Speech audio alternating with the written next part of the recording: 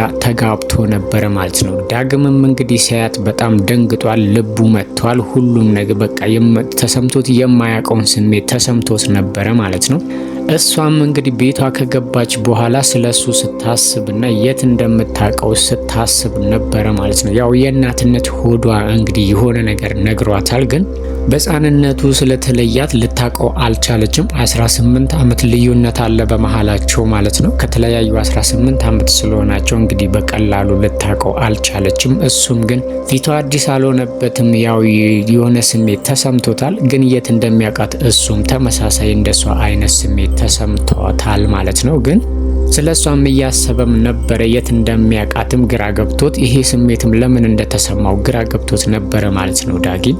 ሌላው እንግዲህ በኃይሉ ነው። በኃይሉ እንግዲህ የብሌንን አሳዳጊ እናት ገነትን ሲያያት እንግዲህ ቤት ውስጥ በጣም ደንግጦ ነበር። ሁሉም ነገር አበቃለት አከተመ ብሎ ነበር። እሷ ግን ያሰበችው ምክንያቱም ከዚህ በፊት የሆነ ጉዳይ እንድታስፈጽምለት ቢሮ ሄዳ ስለነበርና ሁሉንም ነገር ስላበላሸባት የለፋችበትንና የደከመችበትንም ስለቀዳደደባት በዛ ብቻ ነበር። ይሄ በጣም ክፉ ሰው ነው፣ እንዴት ነው እዚህ ቤት የምትሰሪው ብላ እንግዲህ ልጇንም ብሌንን ተቆጥታት ነበረ ማለት ነው።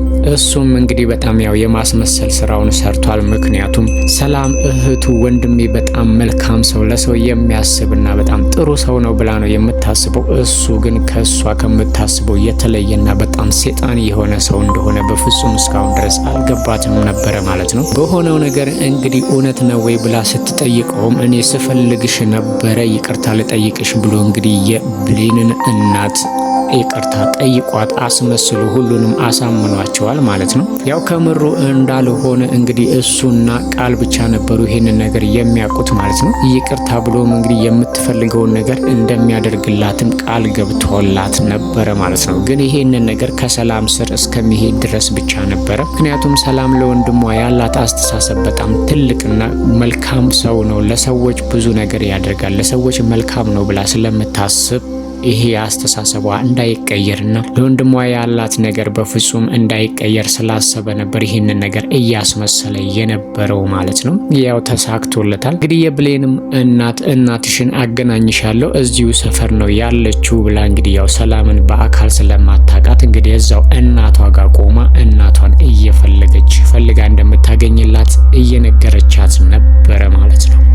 በኃይሉ እንግዲህ መቼም ቢሆን ያው እናትና ልጅ እንዲገናኙ ስለማይፈልግ ያው ብሌን ደግሞ ከዛ ቤት ውስጥ መውጣት እንዳለባት ስለተሰማው አሁን ላይ ደግሞ ያጠመደላት ወጥመድ ያው ብሌን ከባድ ወጥመድ አጥምዶላት ነበረ ማለት ነው። እንግዲህ የሰላምን ወርቅ ሰርቆ እንግዲህ ለብሌን በስጦታ መልክ ሰጥቷታል። ብሌንም እንግዲህ ለጊዜው ደስ ብሏት ነበረ ማለት ነው። ግን ለምን እንደተሰጣት ቆም ብላም አስባ እንግዲህ ብሌን ዛሬ ገና ትልቅና ደስ የሚል ነገር አድርጋለች ማለት ነው። ይሄን ነገር ለምን እንደሰጣት ግራም ስለገባትና ምንም ደስ ስላላት እንግዲህ ያው በኃይሉ ኮት ውስጥ መልሳለታለች ማለት ነው። እሱ ግን ያሰበው እንግዲህ ከሰላም ጋር ሊያጣላት ነበረ። ከዚህ በፊት ያው ፍለሹን ሰርቃለች ብሎ ስላሰበ አሁንም እሷ ነች እዚህ ቤት ውስጥ ሌባ ተብላ የምትጠረጠረው ብሎ ስላሰበና በሰላም ዘንድም ሌባ ተብላ እንግዲህ ለአንዴና ለመጨረሻ ጊዜ ከቤት ውስጥ እንድትባረርና ከቤት ከተባረረች በኋላ ደግሞ እሱ በሌብነት ለፖሊስ አስይዞ እስከ መጨረሻው ድረስ ያው እስር ቤት እንድትቆይ ሊያደርጋት አስቦ ነበረ ማለት ነው። ግን ነገሩ የተገላቢጦሽ ሆኖበታል ማለት ነው። ብሌንም ይሄ ነገር ለምን እንደሰጣት ግራ ስለገባትና ለመልካም እንዳልሆነም ስለገባት ኪስ ውስጥ ካስቀመጠችለት በኋላ እንግዲህ እሱ ማስቀመጧን አላወቀም ነበረ። እንግዲህ ሰላምን እራት ጋብዝሻለሁኝ፣ ስለዚህ እኔ የሰጠውሽን ስጦታ ወርቅም አድርገሽ ዘንጠሽ መውጣት አለብሽ ብሎ ስላላት እሷም እንግዲህ እንዳላት ከወጣች በኋላ አንገቷ ላይ ወርቁን ሲያጣ ወርቁ የታለ ለምንድነው ያላደረግሽው ሀብልሽን ብሎ እንዳደረግኩት አላወቅኩም፣ ጠፍቶብኛል፣ ያስቀመጥኩበት ትዝ ሊለኝ አልቻለም ስትለው እንግዲህ ከመሬት ተነስቶ ብሌነች የወሰደችው ከሷ ውጪ ማንም ሊወስድ አይችልም ብሎ እንግዲህ ክፍሏ ውስጥ ገብቶ እሷንም ድጋሚ በጥፊ መቷት። ሰላም ግን በፍጹም እሷ ልታረግ አትችልም ተው ብትለውም በፍጹም ሊያርፍ አልቻለም። እንግዲህ ልብሷንም መሬት ላይ በታት ነው እየፈለገ ባለበት ሰዓት እንግዲህ ያው ኮት ውስጥ ብሌን ብሌን ደግሞ ስለጨመረችው ከኮት ውስጥ ጫፉ ስለታየ ይሄ ነው ወይ ብላ እንግዲህ ብሌንም የራሷን ስራ ሰርታለች ማለት ነው። ልሱ በራሱ ባዘጋጀው ወጥመድ ራሱን እንግዲህ ጠልፋ ጥለዋለች ማለት ነው። ሰላምም በጣም ተቆጥተው እንግዲህ በጥፊ መታው ውጣልኝ ከቤቴ እንደዚህ አይነት ወንድም የለኝም ብላለች ማለት ነው። እንግዲህ የበኃይሉን ማንነት ክፉነትና ተንኮለኛነቱን እንግዲህ አንድ በአንድ ቃስ በቃስም ቢሆን እያየች ነው ማለት ነው። ከዚህ በፊት እንግዲህ ያው የብሌንን እናት እንደዚህ አድርጎኛል ብላ ስትል የውሸቱን ይቅርታ መጠየቁ አሁን ደግሞ ምንም ነገር በማታውቀው ነገር ራሱ ሰጥቷት ራሱ ሌባ ሊላት የፈለገውን ነገር እንግዲህ ግንዛቤ ውስጥ ከጨመረች እንግዲህ በኃይሉ ምን አይነት ሰው እንደሆነ ቃስ በቃስ ማወቋ አይቀርም ማለት ነው። ሁላይ ግን ከቤት ባይሆንም ውጣልኝ እንዳንተ አይነት ወንድም የለም ብላ እንግዲህ በኃይሉን አስወጥታዋለች ማለት ነው። እሱም እንግዲህ ያው በብሌን ላይ በጣም ዝቶባታል። እንግዲህ በቀላል አይፋታትም። ያሰበው ነገር ስላልተሳካላት እንግዲህ ምን እንደሚያደርግ ባናቅም አሁን ላይ ግን ብሌን በኃይሉን ከባድ ችግር ውስጥ ጨምረዋለች ማለት ነው። ያሰበው ነገር በፍጹም አልተሳካለትም ማለት ነው። ሌላው ቃል ነች። ቃል እንግዲህ አንዳንዴ መልካም አንዳንዴ መጥፎ የምትሆነው ነገር አለ ማለት ነው። ያው በብሌን ላይ ክፉኛ እየከፋችባት ነው ያለችው። ከመሬት ተነስታ እንግዲህ በጣም እያሰቃየቻትና የበታችነት ስሜት እንዲሰማት እንግዲህ ገረድ እያለች እየጠራችን በጣም ተስፋ እንድትቆርጥ እያደረገቻት ነበረ ማለት ነው። እንግዲህ በዚህ መሀል ቃል ብሌንን አስቀይማት ስትወጣ እንግዲህ ዳግም አግኝቶ የብሌንን ክፉነትና መሳስጭኝ ስላልኳት ብቻ ወጡን መሬት ደፍታለች ብላ ስትለው እንግዲህ በፍጹም ሊያምናት አይችልም። ምክንያቱም ብሌን እንደዚህ እንደማታደርግ ስለሚያውቅ ያወራችውን ብቻ ሰምቶ አልፏታል ማለት ነው። እንግዲህ ያው ዳግም ደግሞ ለብሌን ያለው አስተሳሰብ ጥልቅ ድረስ ነው። እንግዲህ ፍቅር ነገርም እየጀማመረው ነው ያለው ማለት ነው። አንቺ በጣም መልካም ሰው ነሽ፣ እኔ ካየዋቸውና ካገኘዋቸው ሴቶች በሙሉ በፍጹም ትለያለሽ፣ በፍጹም ገረድ የሚለው ስም በፍጹም ላንቺ አይገባሽም ብሎ እንግዲህ ሊስማት ሞክሮ ነበረ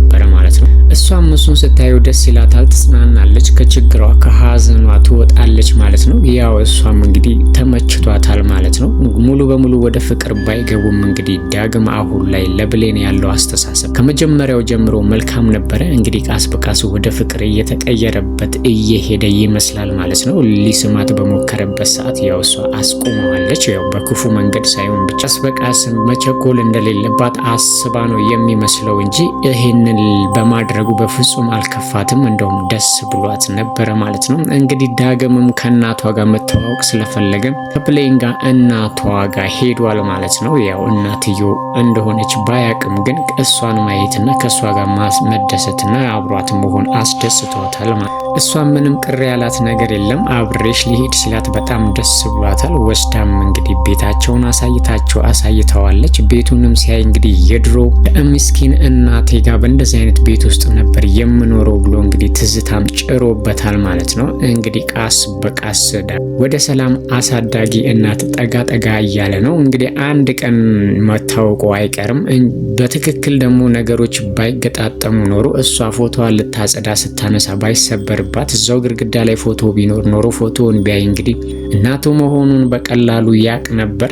ፎቶ ስለተሰበረ ደግሞ እንግዲህ እናትየዋ አንስታ አስቀምጠዋለች ማለት ነው። እንግዲህ ዳግምንም ወንጀል ሊያሰሩት እያሰቡ ነው ያለው የሚመስለው ማለት ነው። ምክንያቱም የራሱን እናት እንግዲህ አፍኖና አግቶ ነበር ያየ ነው ማለት ነው። ይሄን ነገር በማድረጉ በጣም የጸጸተውና በጣም የጨነቀው ነው የሚመስለው። አይኑ ላይ እንባ እንደቀረረ ነበር ያለው ማለት ነው። ግን የሆነ ሰው ይሄንን ካላደረክ እንግዲህ እናትህን እንገልብሃለን ብሎ ስላለው ነው የሚመስለው ማለት ነው። ማን እንዳዘዘው ባናቅም ግን በስልክ ከሚበላበት ምግብ አስነስተው ነው ይሄንን ነገር እንዲያደርግ ያደረጉት ማለት ነው። አሁን ላይ እንግዲህ ዳግም ባያቅም የራሱን እናት አፍኖና አግቷት እያየነው ነበረ ያለው ማለት ነው። ይሄንን የሚያደርገው በእርግጠኝነት እንግዲህ እናቱን ለማግኘት ነው።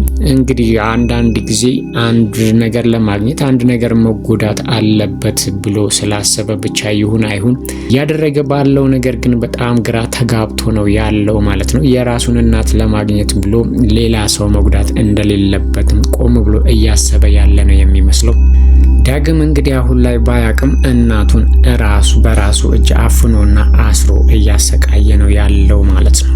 እንግዲህ ምን እንደሚፈጠር ባናቅም አሁን ላይ ግን እንግዲህ ዳግም ጨክኖ የብሌን አሳዳጊ እናትን እሷ መሆኗን ያውቃል። እንግዲህ ያው ብሌን መልካም አስተሳሰብ ነበረው። እንግዲህ ግድ ሆኖበት ይሁን ብቻ ለምን እንዲህ እንደጨከነ ባናቅም አሁን ላይ ግን ለሷ ጥሩ ስሜትና መልካም ስሜት ሲሰማው የነበረውን ሴት እንግዲህ በምን ምክንያት እንደሆነ ባይታወቅም አፍኗት ለብቻ ቤት ውስጥ አፍኖና እጅና አይኗን እግሯን ሁሉንም ነገር አሳስሮ አስቀምጧታል ማለት ነው። አስገዳጅ ነገር ካልሆነበት በስተቀር እንግዲህ የብሌን እናት መሆኗን ያውቃል። ለብሌን ደግሞ ጥሩ አስተሳሰብ አለው። ለምን እንዲህ ሊያደርግ እንደቻለ ግራ ቢገባንም አሁን ላይ ግን ዳግም የብሌን አሳዳጊ እናትን አግቶና አስሮ አስቀምጧታል ማለት ነው። ያው እንግዲህ የበኃይሉ ቀኝ እጅ ነው ይሄንን ሊያሰራው የሚችለው ማለት ነው። ምክንያቱም በኃይሉም የብሌንን እናት የሆነ ነገር ማድረግ አለብን ብሎ እያለ ስለነበረ እንግዲህ ከሁለቱ ውጪ ማንም ሊሆን አይችልም። ዳግም ግን እንዴት ምን አንጀት ችሎለት የብሌንን እናት እንዲህ ያደረገ እንደሆነ ባናቅም አሁን ላይ ግን